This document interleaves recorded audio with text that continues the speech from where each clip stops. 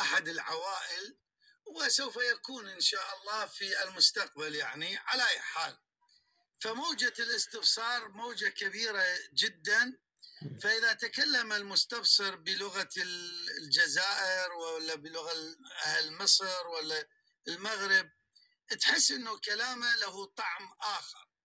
طعم آخر في ماذا؟ في التأثير على الآخر. يعني أنا وحج أسد ولا أبو علي ولا أبابيل ولا أي واحد لما يتكلم، بالنتيجة احنا ولدنا كشيعة، لكن من تشوف المصري أو ذا الفقار المغربي من يتكلم، هذا من يما يحترم. ليش المخالف يقول لك هذا ابني وراح مني، وانه ابني مش راح مني.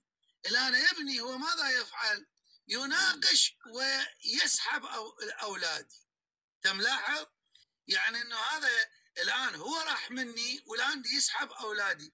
فأنت يعني نصيحة للإخوان البثوث، ولو كان الأمر مقدر لي أنه أنا أسكت، خليهم ناصر، خليهم جعفر، خلي ذولا هم يتكلمون. أنا ليش كتبت أنه الجيست فقط للمستبصرين؟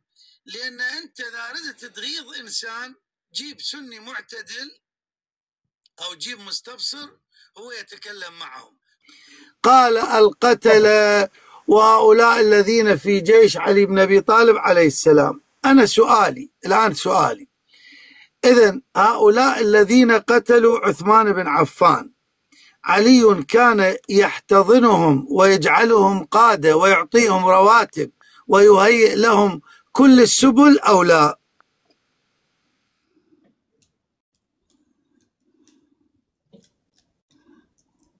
جاوب. هم من جعلوه خليفة، هم من كانوا يسيروه. هو قال لك بلسانه، قال يملكون ولا نملكهم. حلو. سمعت يعني مش قادر عليه. خلي الموضوع سجال. لحظة لا تتكلموا، خلي الموضوع سجال. لك يا أخي جواب.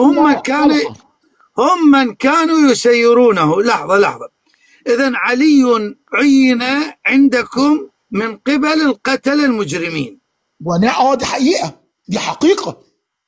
سمعتم يا سنة؟ سووا ميوت الآن لا تفتح. سمعتم يا أخواني؟ يقول أن عليا رابع الخلفاء عندكم، الذي نصبه هم المجرمون القتلة.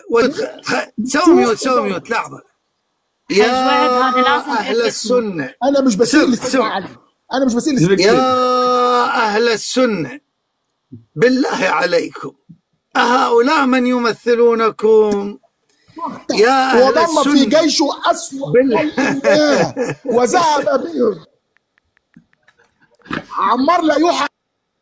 والله العظيم حجي هسه ردت أقول قولها، والله مشتاقين لها هاي العبارة. فلازم يتكلم بهذه